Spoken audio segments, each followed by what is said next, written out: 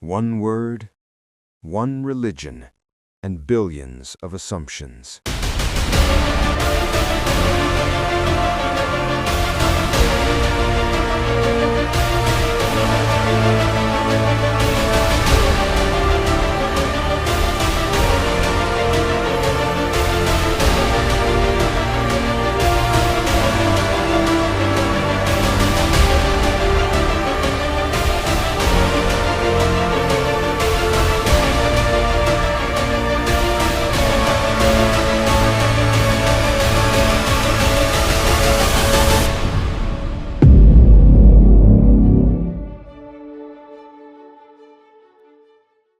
For decades, the world has been told a story that Islam is a religion of violence, that terror flows from its teachings. But history demands a deeper question. Is Islam truly the source of terrorism, or has something else been mistaken for it? Islam emerged in the 7th century in the Arabian Peninsula. Its prophet, Muhammad, presented a message rooted in ethical reform, social justice, and moral restraint. According to historians such as Karen Armstrong and John Esposito, early Islam functioned primarily as a stabilizing moral force in a fragmented tribal society. Abu Lahab, your nephew Muhammad claims that women are equal to men.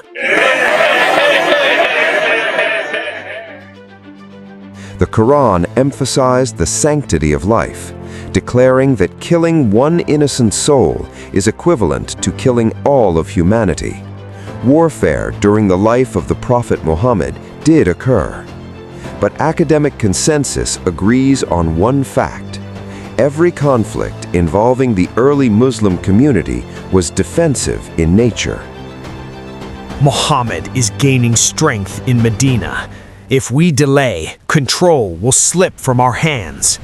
Historian Montgomery Watt documents that Muslims faced expulsion, economic warfare, and existential threats before any armed response.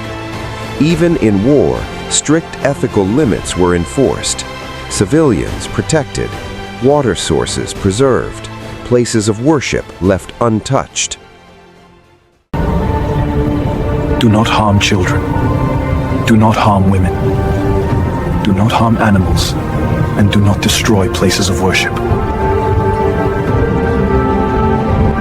For nearly 8 centuries, Islamic civilization led the world in science, medicine, mathematics, and philosophy. Scholars such as George Saliba and Marshall Hodgson note that the Islamic Golden Age was defined by pluralism, tolerance, and intellectual exchange. Muslims, Christians, and Jews lived side by side, particularly in places like Baghdad, Cordoba, and Cairo.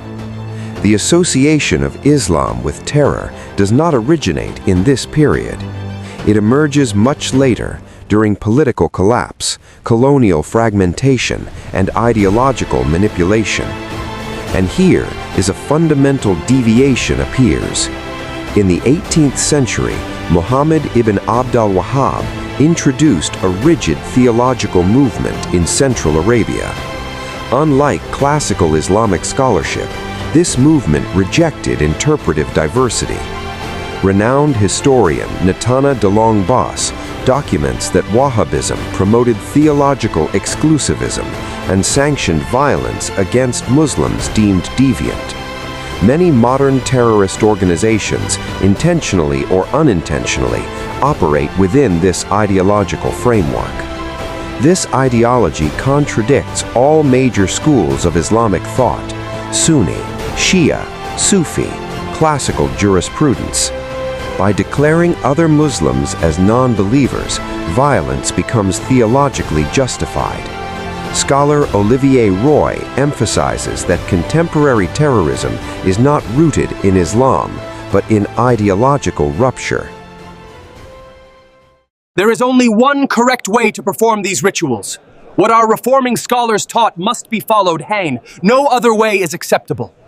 Western political powers and fundamentalist elements of other religions exploited this distortion. Rather than isolating the ideology, they condemned the religion. The greatest victims of extremist violence have been Muslims themselves. From Iraq to Syria, from Afghanistan to Pakistan, media narratives rarely show this complexity. Simplification fuels fear. Fear fuels hatred. Islam is not a religion of terrorism. It is a religion that has been misrepresented, politicized, and exploited. To judge Islam by extremists is to abandon history. The real question is not what Islam teaches. The real question is who benefits from the world believing otherwise. This was a Beyond Borders documentary.